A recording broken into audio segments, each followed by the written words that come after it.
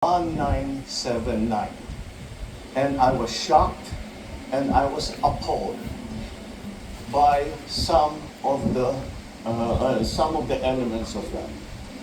Because this is all this woke that they're trying to bring into our system. You will teach four-year-olds how to masturbate. That every child has the right to try different sexualities. This is ridiculous. It is abhorrent. It is a travesty of what sex education should be to the children. What about the parents? Wala na silang karapatan na silang mag-decide kung ano at kailan tuturuan yung bata. I'm a parent and I'm a grandparent.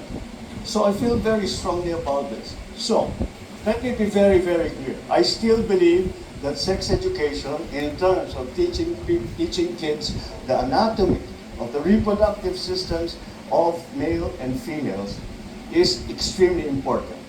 The consequences of early pregnancy, the prevalence of HIV, kailangan ituro lahat yan para alam ng mga kabataan.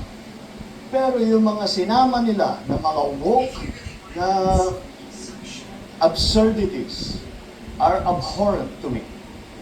And I'm already guaranteeing hindi pa napasa ito.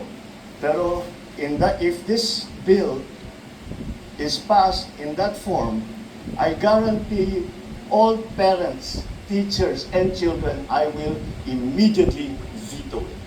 Thank you.